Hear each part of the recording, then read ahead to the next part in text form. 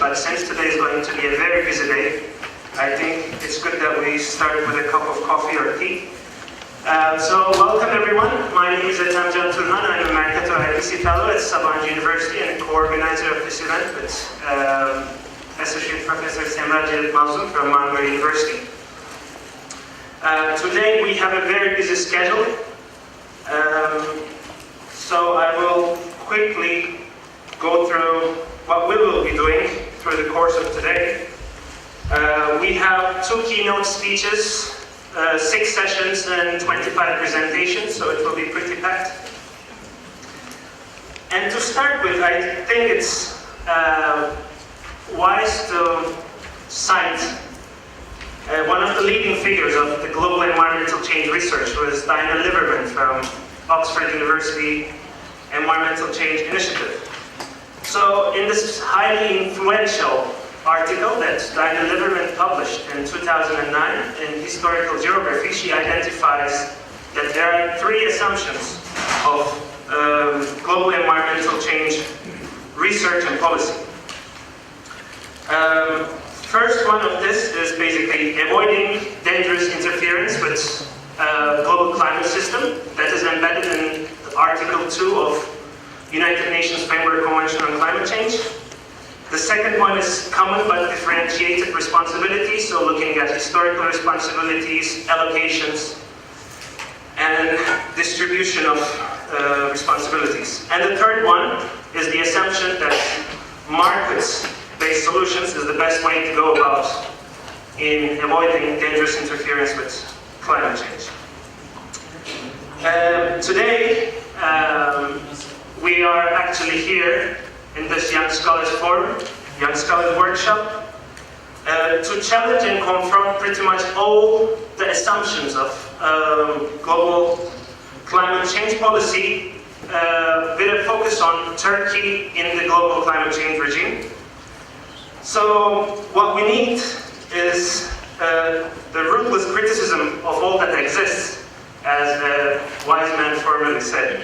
So I think it's important that actually we try to focus on and try to be engaging as much as possible through questions and answers to make this a truly interactive workshop. So for that we depend on you, because we live in a time that it's actually easier to imagine the end of the world than to imagine the end of market-driven political economy that's capitalism. So, with this brief introduction, I would like to move directly to our distinguished keynote speaker, who is Professor Hilal Elver. Professor Elver is a research professor and co-director of the Project on Global Climate Change, Human Security and Democracy, based at the University of California in Santa Barbara. And as of last year, June, she was appointed as the UN Special Rapporteur on Right to Food. So it's a great pleasure for us to host her here, and I'm sure we have a lot to learn from her. So I would like to invite Professor Elver for her keynote speech to start today's busy schedule.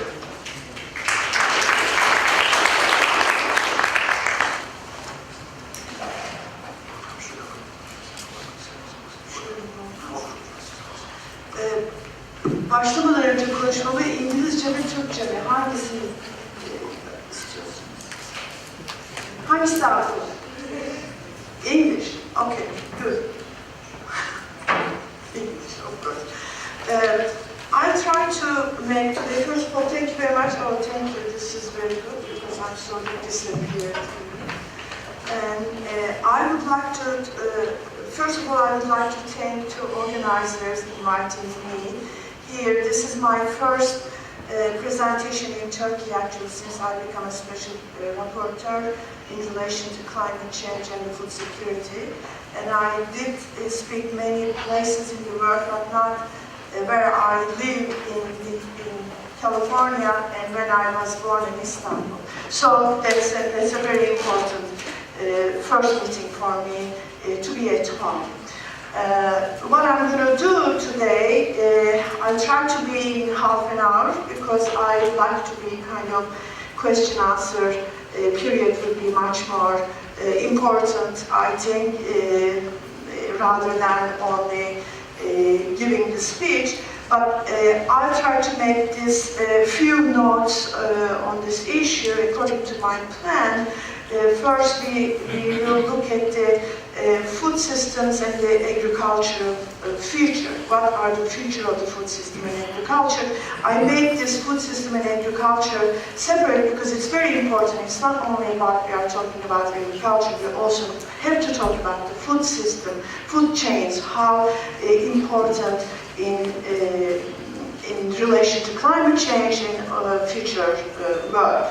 And the second one is the problems. What are the problems about this future of the system?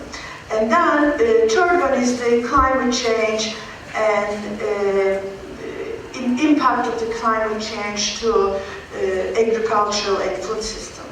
The fourth one is the opposite. The impact of the agriculture to the climate change. Because there are two ways of dealing with these issues. Climate change is important on our food system, and the food system really impacting the climate change. And then we're going to go to solutions. When we go to solutions, I have two ways of dealing with these issues. One is the technical solution, what we should do to change our wrong system, because system is wrong. Which means how we make the transition to agroecology from our industrial agricultural activities. Maybe in Turkey this is not the problem, but in developed countries, especially in Europe and the United States, we have a strong industrial agricultural system which is extremely dangerous to climate change. And the alternative is the agroecology. This is the technical solution.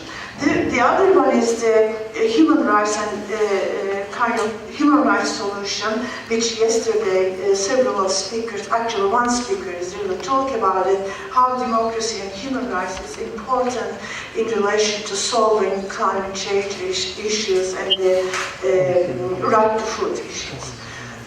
Now I'm trying to follow my PowerPoint, but sometimes I can't, so bear with me. Either you're going to look at this or you're going to listen to me. Sometimes you'll be very confused. I am trying not to.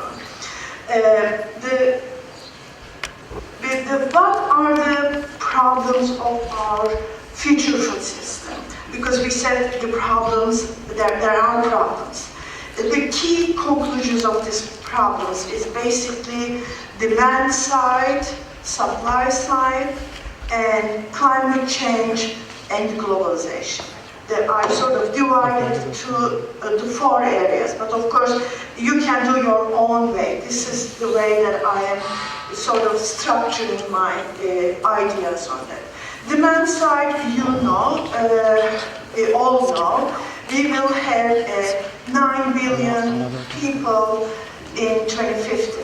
Actually, sometimes we can more dramatically, we can say, I think every day we have 150 million people are coming to our dinner table. This means a serious issue in relation to demand. And more importantly, these people are richer than used to be, which is we are sort of much bigger middle class in the world.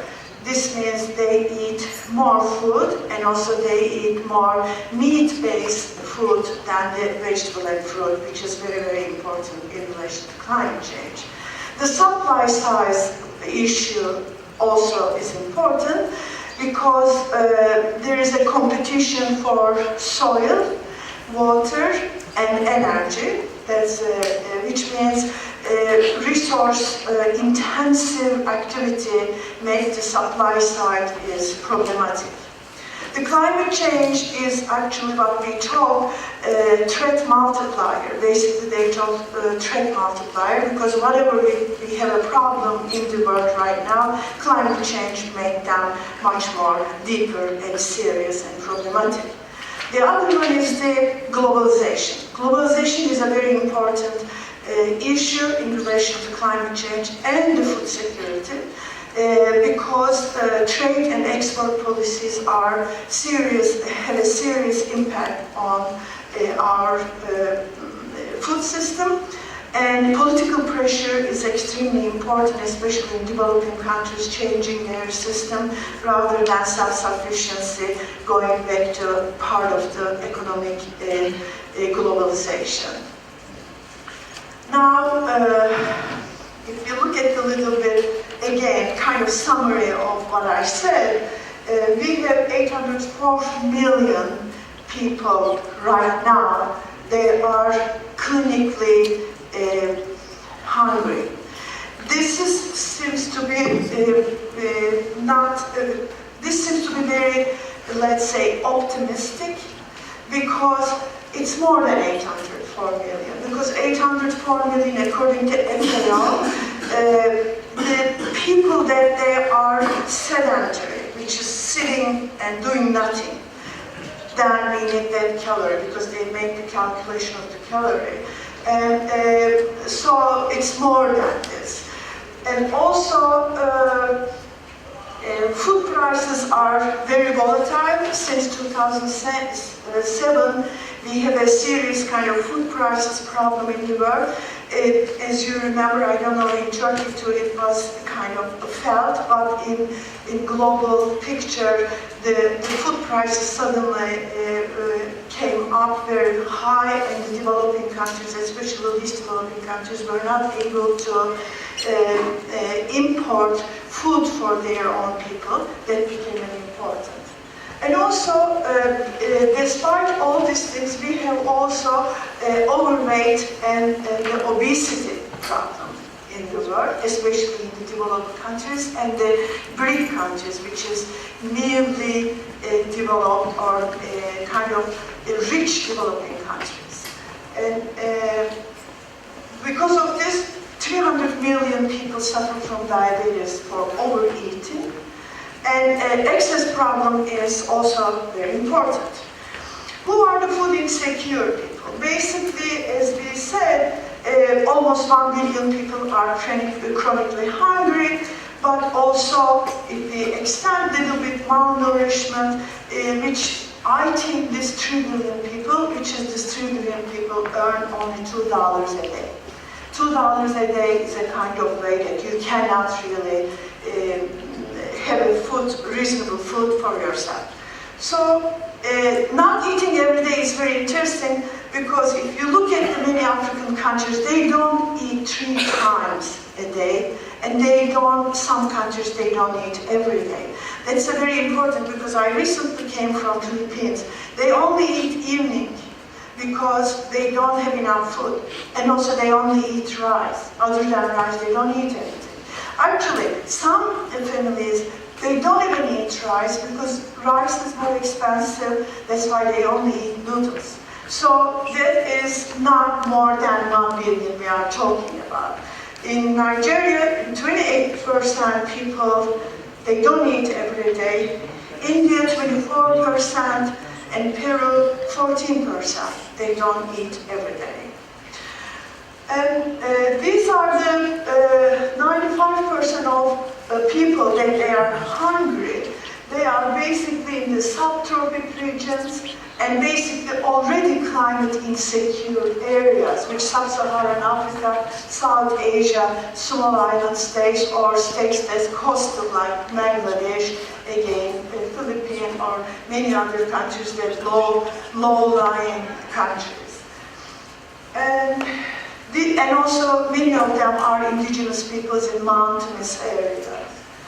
And these people, ironically, actually, they produce our food that we eat. That's a very interesting problem in our food policy, because 70% of these small farmers, smallholder farmers or workers, landless workers, and only they have 30% of the land in the world.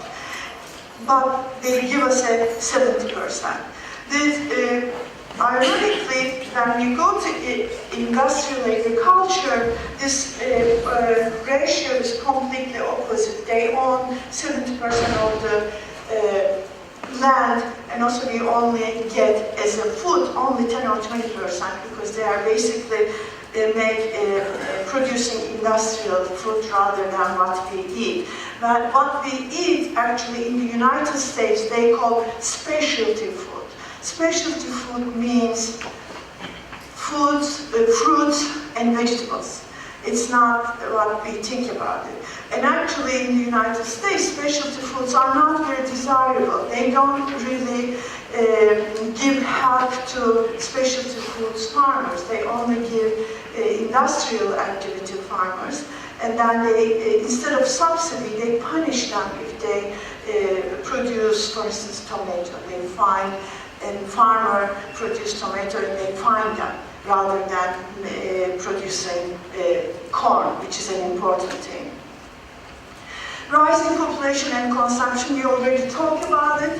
When we talk about the rising consumption, everyone gives only one example, which is China, because Chinese are becoming rich. When they're becoming rich, they eat more meat, and the meat is extremely resource intensive food. They're worried about, for instance, this is the how the United States and China meat consumption. Despite all the highness of the China, still they cannot catch the US, and we hope they will never catch the US, because if they do it, then we'll be completely in trouble. Why do we need to transform the food system? There is a problem. Why? Because the conventional food system, if you make the calculation, 10 kilocalorie we spend to get the 1 kilo production, which is basically fossil fuel intensive agriculture we are talking about. This is a kind of energy problem. And conventional agriculture produces more than 40% of global greenhouse gas emission. I will go a little bit more. Even some of the calculation is more than 40%. And erosion and the loss of